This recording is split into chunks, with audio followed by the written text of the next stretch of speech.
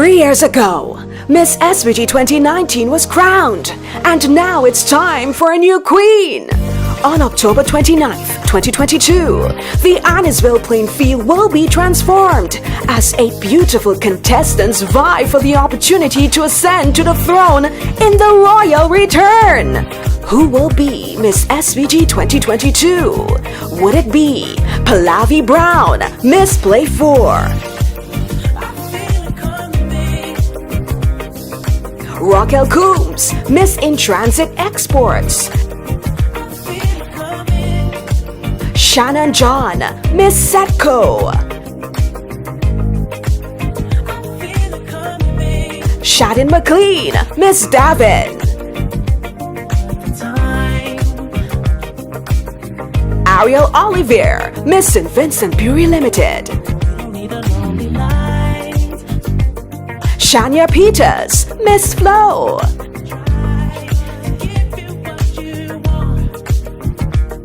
Jada Ross, Miss Lotto.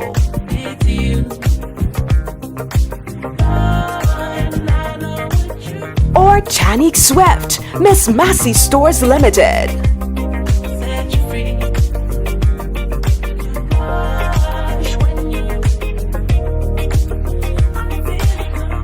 Get your early bird tickets for only $60, and after that, it's $75 from VJ's Restaurant, Entice Lounge, Chill Spot, Four Shelves, Video Extreme, Johnny's Barbershop in Georgetown, and the CDC's Lotto booth at Peacemo.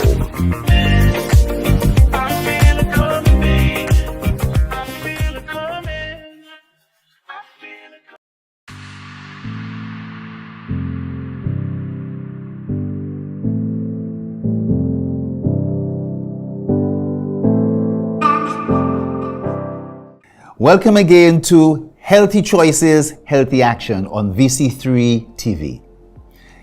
In this third episode, episode number 3, we want to reflect back a bit to something some people may think is something in the past, but still very current, the issue of COVID. You may not be hearing too much about COVID in the news or on television as the world is preoccupied with other things of interest like the Ukraine war and so forth. But COVID is still raging on. And recently, the World Health Organization, though, said that in spite of the fact that the pandemic is still there, they can see the light at the end of the tunnel, and that it's an indication that maybe quite soon they may be able to declare that the pandemic is over. But what does it mean by the pandemic being over? Well, we are still going to have persons having to live with COVID. A new normal. And I know people want to return to what they call normalcy, and many countries have. It's important that we are able to go into the lessons learned from this pandemic to see how we could prevent the next one or any future possibilities of one. It should be important to know that there has been 614,385,693 cases that have been reported. There have been many more that have not been reported. And from that, there has been 6,222,600 deaths reported. And it's sad to say that these deaths have been considered to be avoidable. It wasn't that these deaths occurred naturally or these persons were all set to die from other underlying illnesses. It is that they died as a result of having COVID. Now, what I want to do in this particular program is reflect on some of the issues that we can have as lessons learned. But before doing that, it should also be noted that From those persons who caught COVID, there's been different studies that show between 20 and 40% of them may have experienced something called long COVID. This is a sort of silent illness. Many of you may know persons who have been infected by COVID. You know friends and relatives, but you may not know many of the persons who may be your friends who are still suffering from long COVID. You wonder, why haven't they returned to work? You wonder, why are they out? You wonder, why do they seem tired and fatigued? You wonder why they keep getting forgetful about things. Well, long COVID has been causing a range of illnesses, from brain fog to new onset diabetes, persons who are athletes not being able to walk for even 6 minutes, persons who are short of breath for the simplest sort of exertion. And all these things are taking place quietly in their doctor's offices. And there are some persons who may not even be reporting it at all. They're living with COVID. When we return, I want to, as I said, reflect on some of the important lessons learned from COVID. I think that there was a lot of information put out during the time of the more formal COVID pandemic, but there may well have been 10 to 20 times more information that was anti the official COVID information. I'm talking about conspiracy theories that overwhelmed a lot of people and may have been successful in changing their mind. When we come back, we'll get into some of the important lessons learned.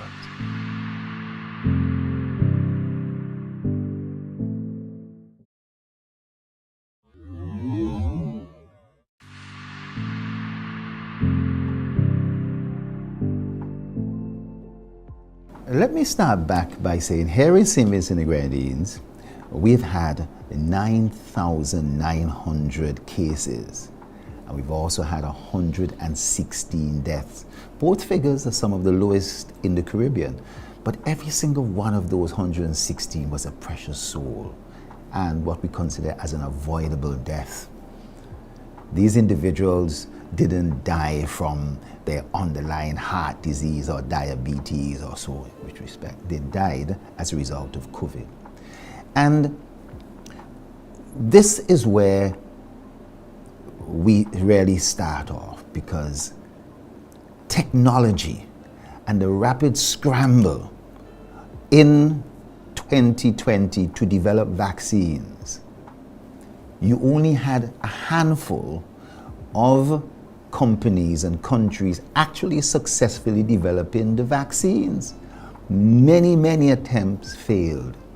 But the ones that were successful went through the phase 1 trials on animals and so forth, we call clinical trials. They went through phase 2 safety trials, and they went through phase 3 human trials with some of the huge numbers with respect to the study groups and so, involving the elderly, involving people of color, black people, and involving also persons who might be young.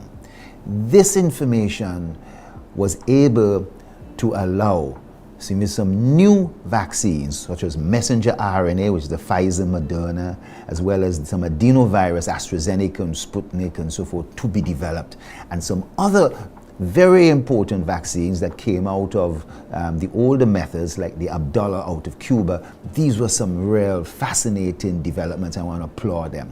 What they did, they saved lives. They saved lives.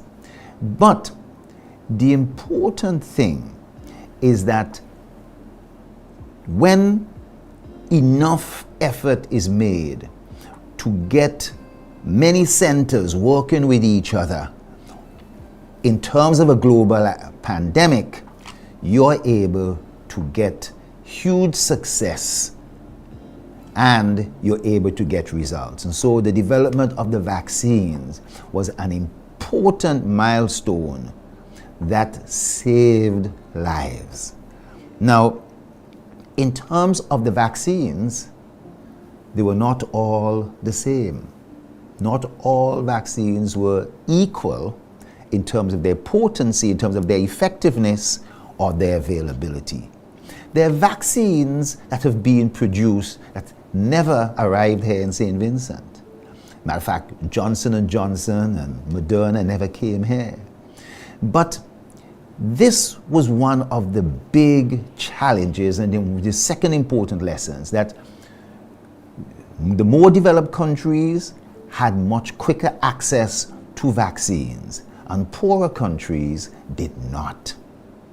And whether or not there might have been some persons in those countries who didn't want the vaccine, there were people who did want it and they could not gain access. The price of it, the availability of it was something that was. But it should be noted that some vaccines, like some of the Chinese vaccines, were not as effective. And choosing a vaccine almost came like an a la carte, like a buffet, where some persons might feel, based on their research, I want that vaccine or I want that vaccine.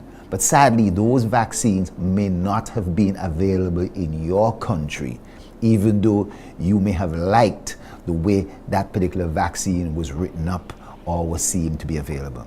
So not all vaccines were the same, and not all vaccines were certainly available in terms of their effectiveness and so on.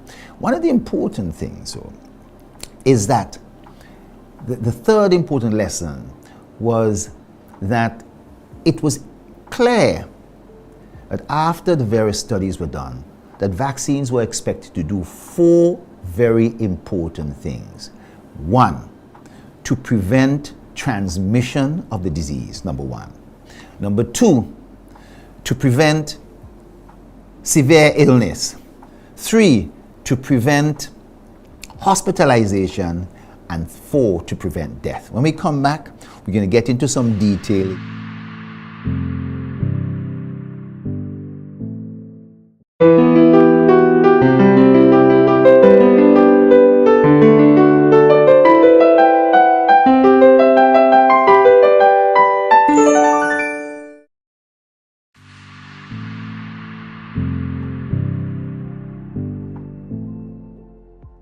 In this segment, I want to continue with the notion of what does it mean by something reducing or preventing infection and something preventing transmission. These two terms are considered to be the same. They're not. For somebody to take a vaccine and it prevents them from getting or becoming infected is one issue. And then taking a vaccine and preventing or reducing the ability of that person who's infected in transmitting it and spreading it to somebody else is another important issue. Clearly, you would want to prevent some infection. But the vaccines don't necessarily go that distance in terms of preventing infection. What they served and what they indicated they were going to do was to help to reduce transmission. So very early on, AstraZeneca was able to reduce transmission by 80-90%. But the more important thing was that in terms of preventing severe illness, or let's say more preventing hospitalization and death, this was close to 98, 99 to 100% for some of these vaccines. Critical, because the main thing, you want to save lives. See, with infection, there are a number of people who are asymptomatic. They don't even show any symptoms. Some who have mild, some who are moderate, and some who get it severe. Now, we know that when somebody gets it very severe, their ability to transmit the virus is far greater because there's so much virus in their body causing a severe illness that they're able to cough, sneeze, spit, whatever, and it can be transmitted a lot quicker to someone who is infected. That's why one of the higher death rates has been among our healthcare workers, nurses, who've had to take care of the severely ill patients, or persons who, like immigration officers or so forth, police, who are engaged in dealing with crowds and so forth. They were always at higher risk of transmission. And, you know, it's sad the amount of healthcare workers who may have perished around the world.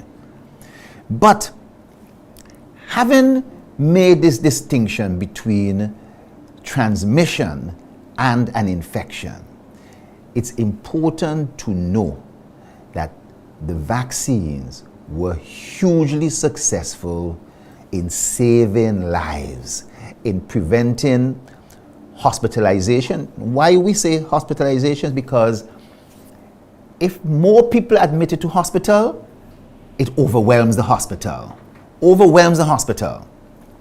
And if people overwhelm the hospital and the nurses are unable to get, there's a higher risk of death. The other important lesson learned is that over the course of this virus, this pandemic, the virus started to change. We started off with an alpha virus. Then you may have heard it went to a beta. That's the Brazilian and the South African. You would have heard, we've forgotten all this stuff. And then we developed the more deadly Delta virus. This was a hugely significant mutation. The Delta virus killed. And towards the end of 2021, we were getting over the Delta virus, and then came the Omicron. Omicron 1, 2, 3, we're now up to Omicron 7. And what's taking place is that this Omicron is more infectious, more contagious, more easily transmitted, but it is less deadly. Very strange. Much less deadly compared to the Delta virus. This is important, an important lesson learned, that viruses can start to evolve, especially in people who are immunocompromised. The virus can evolve and start to mutate more. And we've seen this, and it's likely that we're going to see continued mutation in and around the virus. When I come back to the final segment, I want to talk about one of the most important lessons learned. I want to talk to you about something called the cytokine storm.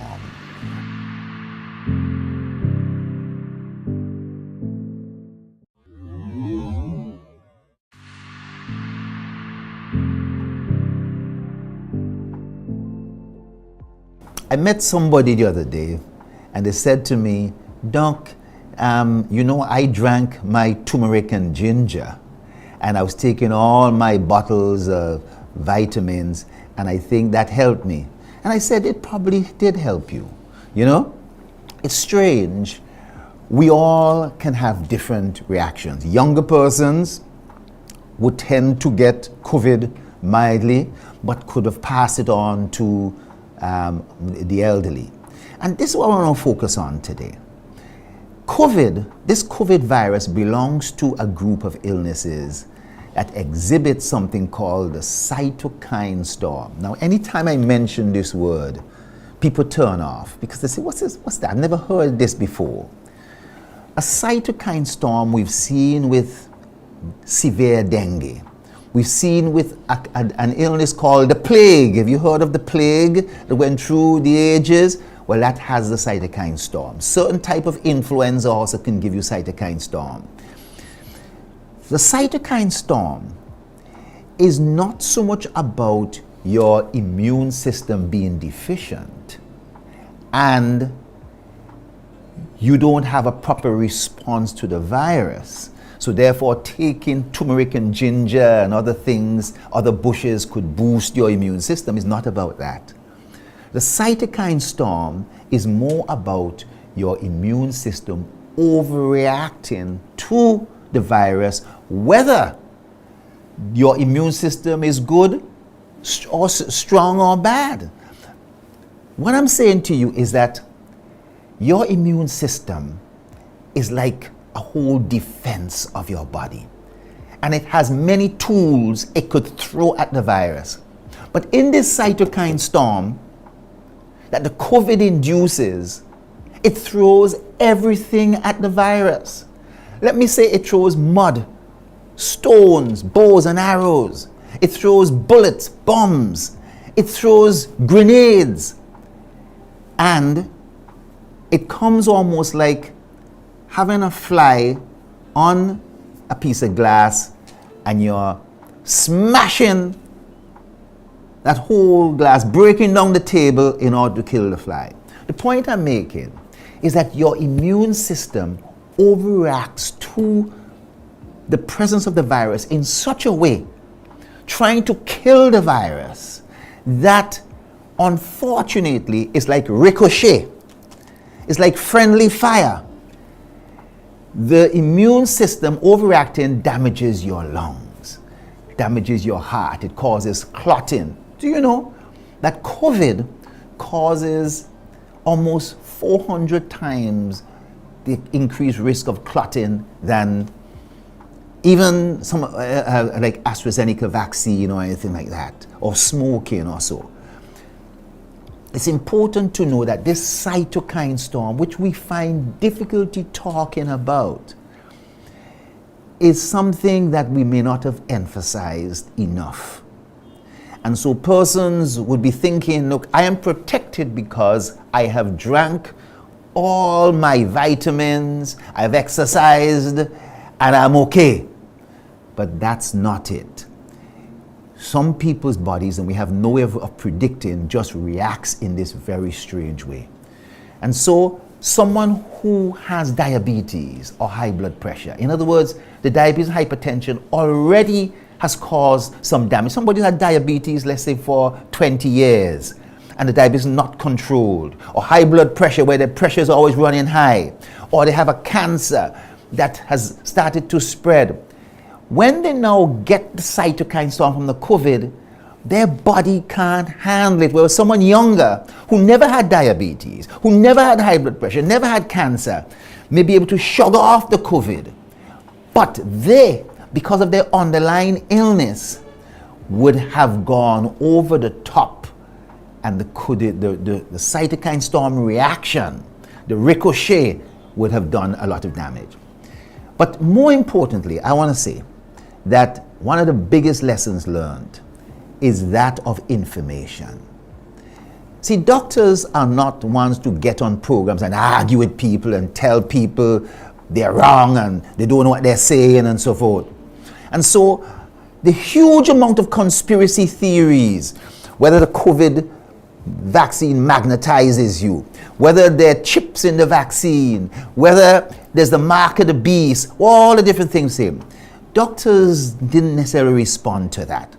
But sadly, there was 10 times the amount of information pushing that sort of information, and may have caught individuals like you.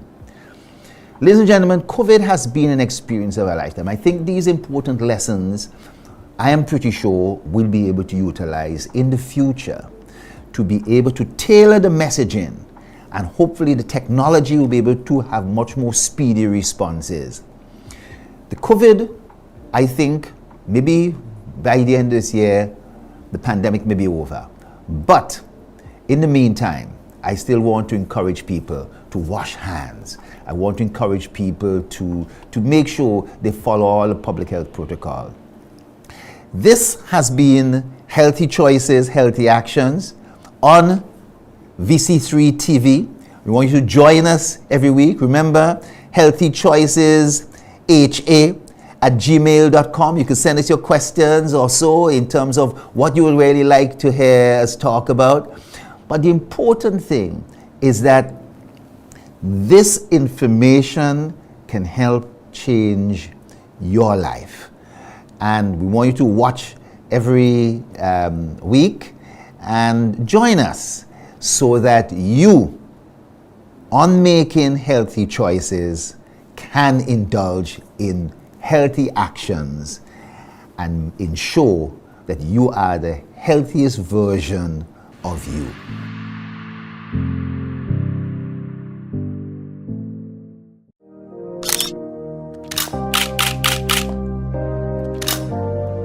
Three years ago, Miss SVG 2019 was crowned, and now it's time for a new queen. On October 29th, 2022, the Annisville playing field will be transformed as 8 beautiful contestants vie for the opportunity to ascend to the throne in the royal return. Who will be Miss SVG 2022? Would it be Pallavi Brown, Miss Play 4? Raquel Coombs, Miss In Transit Exports. Shannon John, Miss Setco. Shadin McLean, Miss Davin. Ariel Olivier, Miss St. Vincent Brewery Limited. Shania Peters, Miss Flo.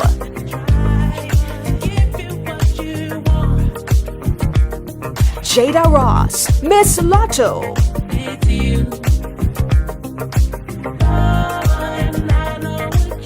Or Tanique Swift, Miss Massey Stores Limited.